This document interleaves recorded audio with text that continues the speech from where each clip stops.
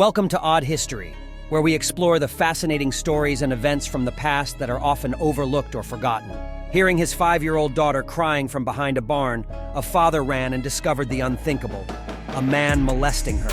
The father pulled the man off his daughter and started pummeling him to death with his bare hands. On June 9, 2012, on a ranch on the outskirts of Shiner, Texas, the adults were shoeing a horse while a little girl and her brother went to feed the chickens.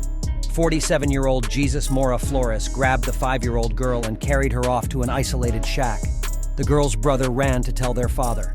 The father, a 23-year-old man unnamed by authorities, rushed toward his daughter's screams. When the father burst into the shack, he saw Flores and his daughter, both with their underwear removed. The father pulled Flores off the girl in a blind rage and started beating the pedophile with his fists. He struck blows to the pedo's head and neck and beat the pedophile to death with his bare hands. The Texas father is described by locals as a peaceful man, and he even called for an ambulance for Flores. After calling 911, the father told the dispatcher he'd beaten up the man he discovered raping his daughter.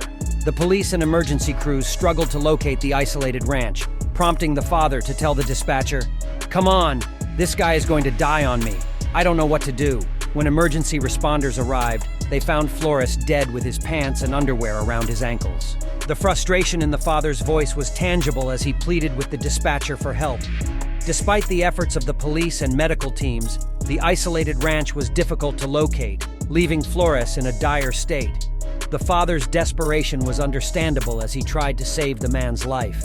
It was a heart-wrenching scene as emergency responders arrived and found Flores deceased, with his pants and underwear around his ankles, a sight that added to the tragedy of the situation. The investigation would have to shed light on the mysterious circumstances that led to Flores's death. The little girl was taken to a hospital. According to the sheriff at the time of the assault, she was going to be okay, besides the obvious mental trauma. Authorities report that forensic evidence and eyewitness accounts corroborate the father's story. Flores, according to various reports, was a farmhand who came to the ranch with a family friend, or was hired to help tend to some of the family's horses. Flores had been living in Gonzales, Texas, and had a green card. Investigators worked with the Mexican consulate in an attempt to locate his family. Sheriff Micah Harmon did not press charges against the father and deferred the incident to a grand jury. "You have a right to defend your daughter," the sheriff said. The Lavaca County grand jury later called it a justified homicide and did not press charges against the father. Under the law in the state of Texas, deadly force is justified to stop an aggravated sexual assault.